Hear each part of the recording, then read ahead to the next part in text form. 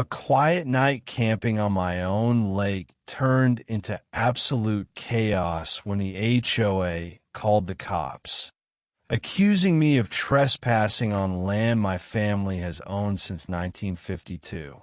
But their relentless harassment ended up uncovering something far darker than a simple boundary dispute. And it turned out I wasn't the only one they targeted with this kind of abuse. It all started at 2 a.m. on a Tuesday night. I was dead asleep in my tent when flashlights suddenly exploded across my face. "Sir, step out and show us some ID. We got a call about suspicious activity." There I was, lying in my sleeping bag on property that had been in my family for generations, completely bewildered. Some woman had spotted my tent from afar and dialed 911, convinced I was a dangerous vagrant squatting by the lake.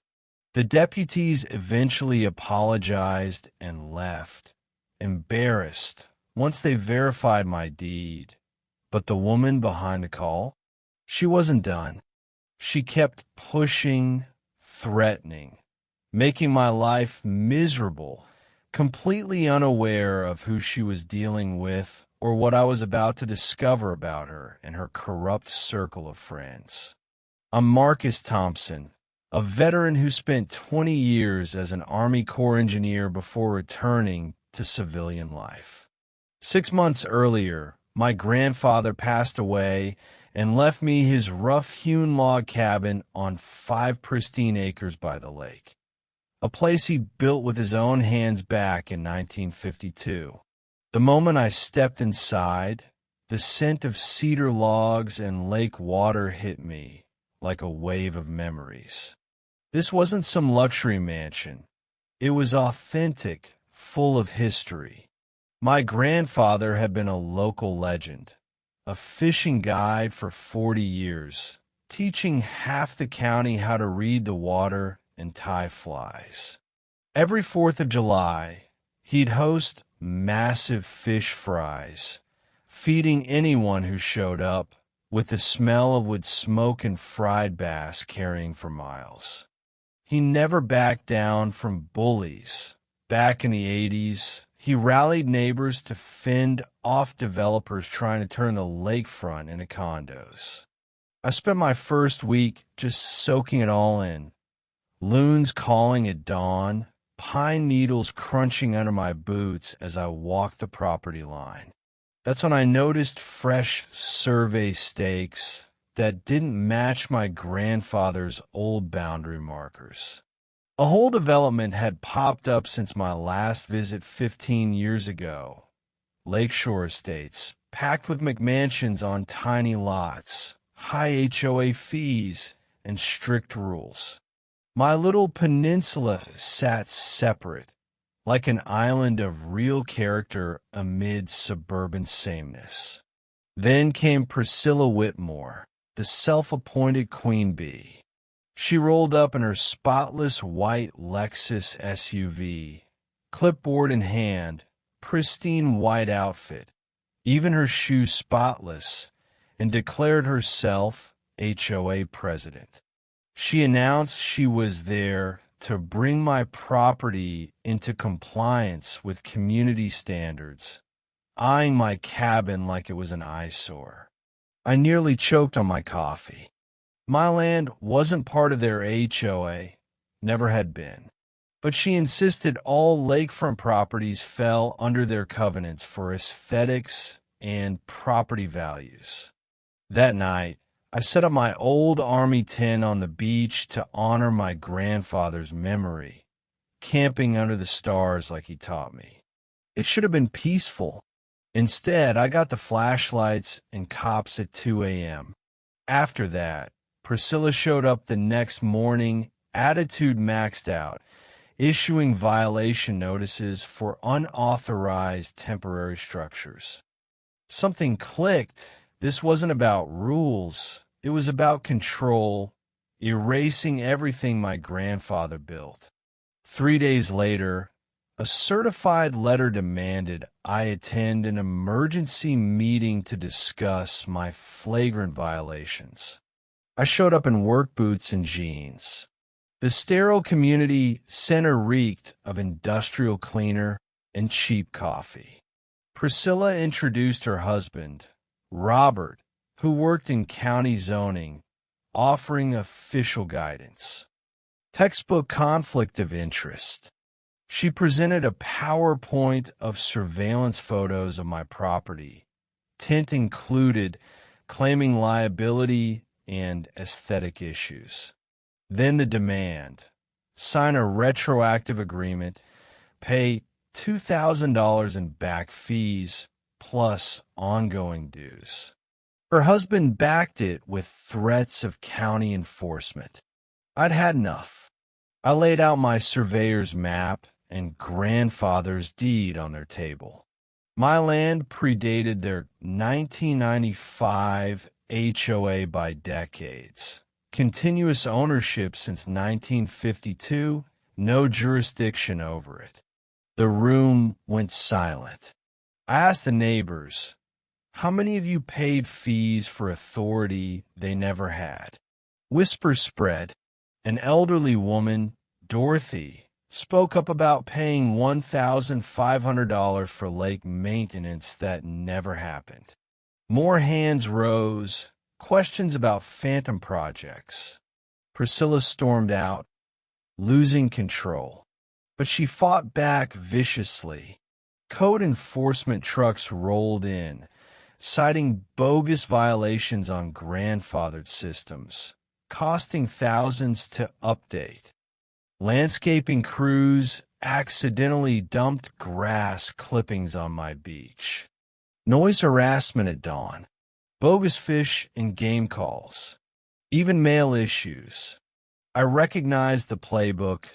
Corrupt officials shaking down independence. With my engineering background, I dug in.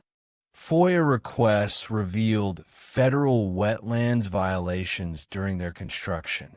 Emails showed coordination between her husband and officials to fast-track HOA requests while harassing others.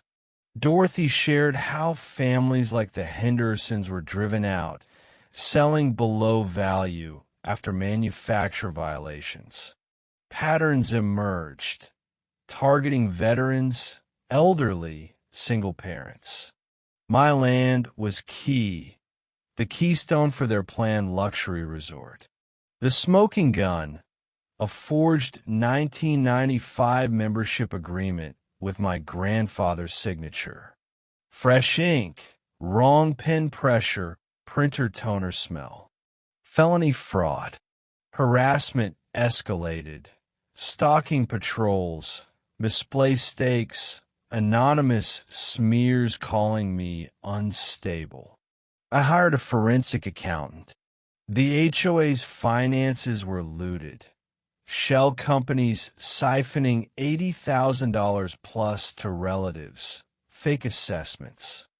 Over $2 million stolen in 5 years. 12 families displaced. Environmental plans would destroy forests and wetlands my grandfather protected. I contacted an old FBI buddy. This was racketeering, public corruption. Agents reviewed my evidence. Comprehensive, airtight. We built a case over 90 days. Wire recordings, coordinated takedowns. I played defeated, spreading word I was ready to cave. Dorothy's Kitchen became HQ for victims sharing stories. The Trap, a private dinner at a fancy steakhouse. Wearing hidden FBI gear, I let Priscilla and developer David Finley brag. Admitting targeting families, extortion offers $200,000 for my $500,000 plus land, how they relocated others. Recorded confessions sealed it. Priscilla escalated, sabotaged my dock in a storm, spray-painted slurs, slashed tires, flyers smearing me as dangerous. False police reports flooded in. But the backlash grew. Veterans groups defended me. Neighbors saw through lies. The final move, a public signing at the courthouse, media present. Priscilla gloated, champagne ready. As I approached the table, I pulled evidence instead of papers. I addressed the cameras. This was a criminal conspiracy, racketeering, fraud, corruption, destroying families for profit. FBI stepped forward.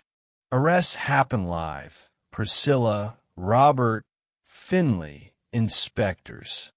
Handcuffs clicked as her empire crumbled on TV. 6 months later, the legal fallout was brutal. Guilty pleas, years in federal prison, millions in restitution. Victims bought back properties.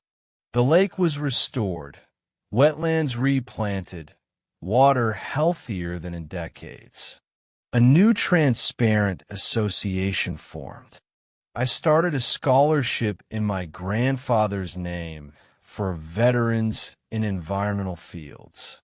Now, I sit on the restored dock at sunrise, loons calling, knowing some fights choose you.